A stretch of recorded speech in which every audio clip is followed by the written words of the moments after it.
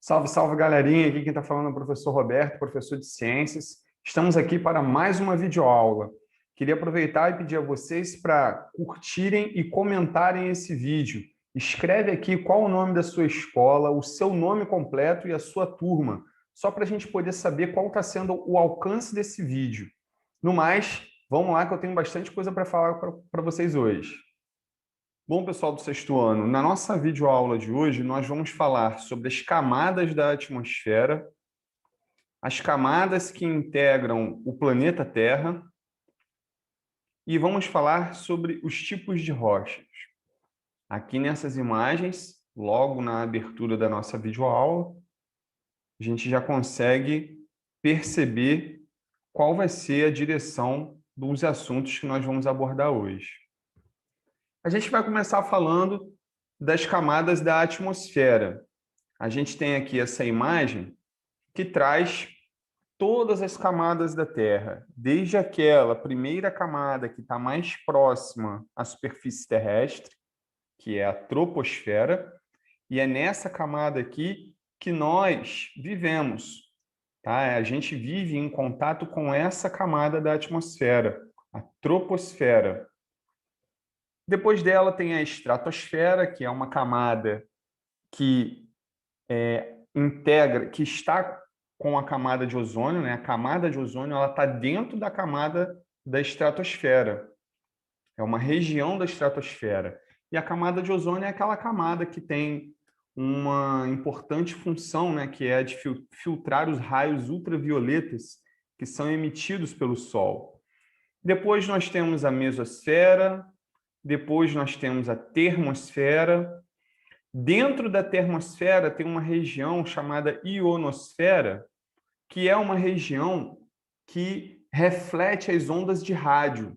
Então, é por isso que, mesmo nós estando muito distante das torres de transmissão em sinais de rádio, a gente consegue captar a frequência, porque a onda de rádio ela é lançada em direção ao espaço, bate na ionosfera e volta para a Terra. Mais ou menos assim, ó. Vou tentar fazer um desenho aqui para a gente poder ilustrar isso. Ó. Vou fazer aqui de vermelho, ó, o local que seria uma antena de transmissão de rádio. Tá? Não repara o desenho. Então, aqui é a antena e vamos supor que do outro lado aqui, estou desenhando uma casinha, não reparem o desenho, só para que vocês tenham uma ideia do que eu estou querendo dizer. Então, essa antena de rádio, ela emite ondas, frequência de rádio em direção ao espaço, que chega na ionosfera e é refletido de volta em direção à Terra. Então, é dessa forma que o sinal de rádio chega na casa da gente. Tá? Sinais de televisão também. Tá? Então, esse evento só é possível por conta da característica presente aqui nessa região da termosfera. Região essa que recebe o nome especial, que é a ionosfera. Então, isso é um evento muito importante aí para o dia a dia da gente. E por último, né, a última camada da atmosfera é a exosfera, é a camada mais externa da atmosfera.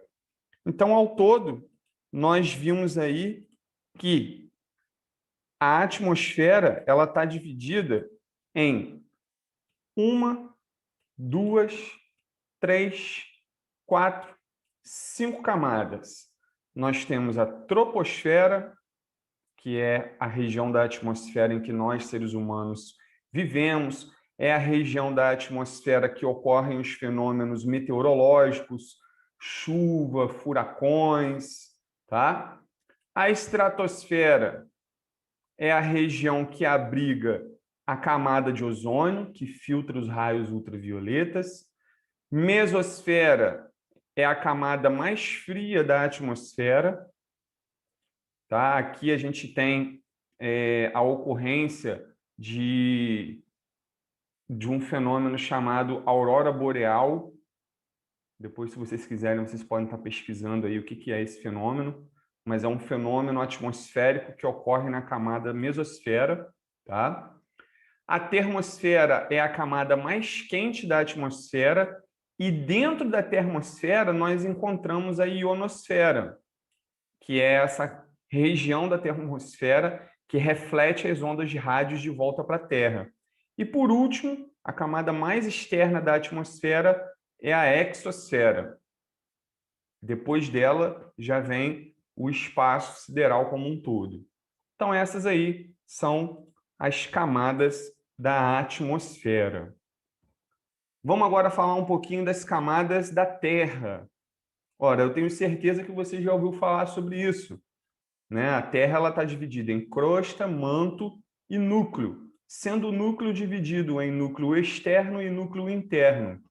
Você sabia que na crosta terrestre nós temos basicamente a predominância, né, de elementos químicos como o silício, o magnésio e o alumínio? É por isso que quando se fala em crosta terrestre, é muito comum citarmos as siglas Cial. Estou tentando escrever aqui, mas não está muito legal.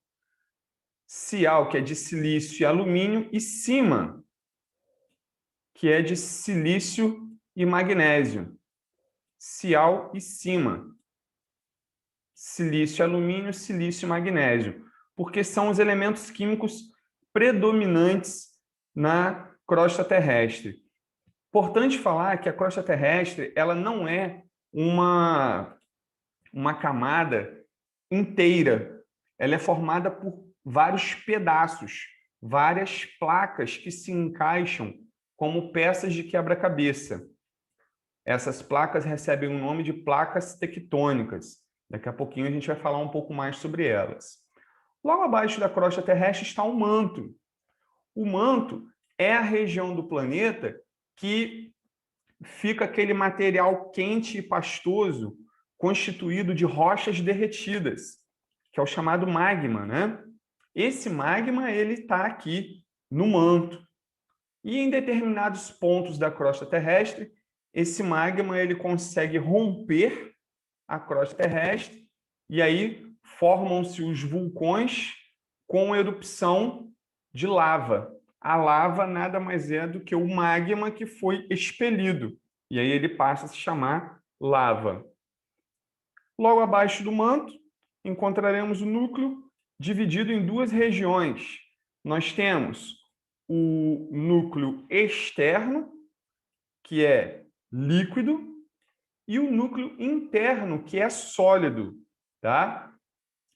Os dois são formados por níquel e ferro, tá? Tanto o núcleo externo quanto o núcleo interno são formados por níquel e ferro. Então, a sigla que é utilizada para indicar a constituição do núcleo é a sigla NiF, de níquel e ferro.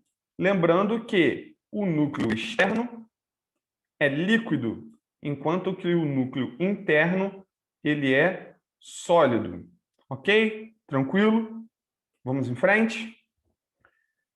Como eu disse para vocês, as placas tectônicas integram a crosta terrestre. Então, a crosta terrestre ela não é uma região formada por uma única camada, uma camada inteiriça, né? Ela é toda fragmentada, ela é formada por vários pedaços, né? Várias placas, e essas placas recebem o nome de placas tectônicas.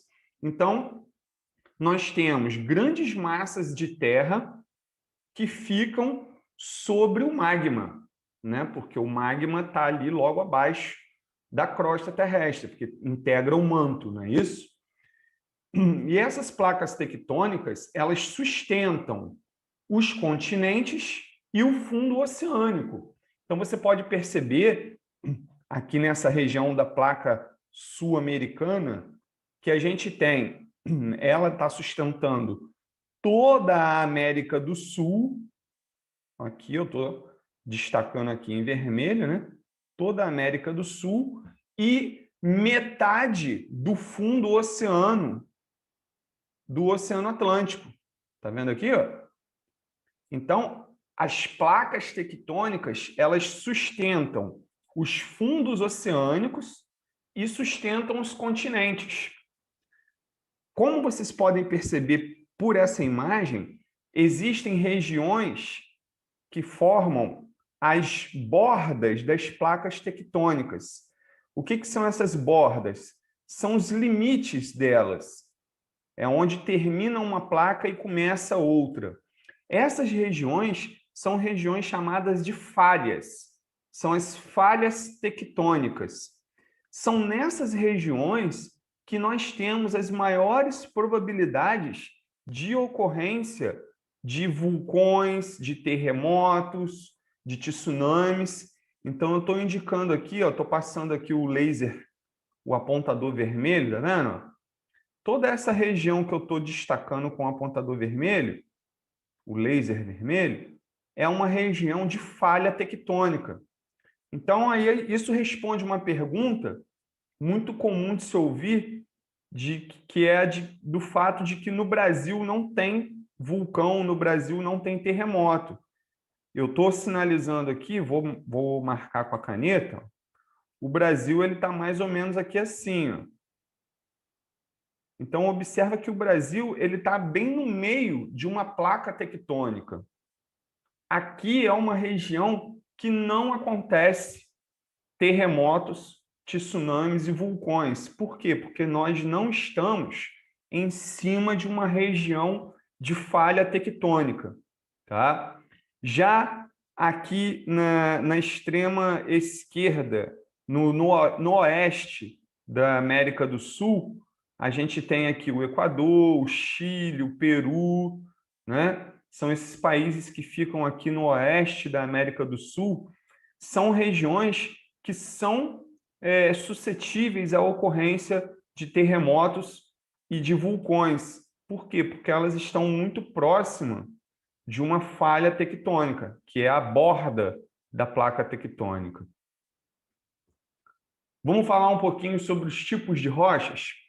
Esses assuntos eles estão relacionados entre si, né? Porque a atividade que ocorre no interior do planeta Terra vai dar origem aos diversos tipos de rochas que nós conhecemos. Então, a gente basicamente vai ter as rochas magmáticas, que são formadas pela solidificação do magma em profundidade ou à superfície. E aí a gente tem dois tipos de rochas aí na tela, ó. Rochas magmáticas, né? A gente tem o granito e tem o basalto. O granito é utilizado na fabricação de algumas pias, né? Algumas pias na casa das pessoas tem aquela pedra de granito. Temos também as rochas sedimentares, que são formadas pela deposição de materiais resultantes de alteração de outras rochas ou da atividade de seres vivos, seguido de compactação e cimentação. E aí a gente tem aqui o calcário, a gente tem aqui a argila. Então, é mais ou menos assim. O que são sedimentos? Sedimentos são fragmentos de outras rochas. E aí esses fragmentos eles vão se acumulando em um determinado local e aí vão sofrendo compactação e aí acabam dando origem a um outro tipo de rocha, que no caso será aí uma rocha sedimentar. Já a rocha metamórfica, ela é uma rocha que surge a partir da transformação de rochas pré-existentes, ou seja, as rochas que já existem. Mas o que causa essa transformação? Pressão e temperatura elevada. Então, imagina que você é uma rocha magmática ou uma rocha sedimentar, ela sofre a ação de elevadas temperaturas, elevada pressão, e aí ela acaba se transformando num outro tipo de rocha. E aí aqui a gente tem dois exemplos. A gente tem o xisto e tem o mármore. Existem vários outros tipos de rochas, tá? Outros exemplos de rochas. Mas o mais importante nesse momento é você saber os três principais tipos, né, os três tipos de rochas, magmáticas, sedimentares e metamórficas, e saberem a origem delas, porque é a origem dessas rochas que vão servir para classificar elas. Aqui a gente tem o ciclo de existência das rochas, vamos assim dizer, tá? Observa que a gente tem ali um vulcão em erupção e a partir da erupção do vulcão, a gente vai ter o surgimento de uma rocha magmática que pode sofrer o resfriamento lentamente, que é quando esse resfriamento se dá debaixo da terra, ou pode resfriar rapidamente, que é quando isso ocorre fora das camadas internas da Terra. E aí essa rocha magmática ela pode se transformar numa rocha sedimentar ou pode se transformar numa rocha metamórfica. E a rocha sedimentar, ela pode sofrer uma variação de temperatura e pressão e virar uma rocha metamórfica.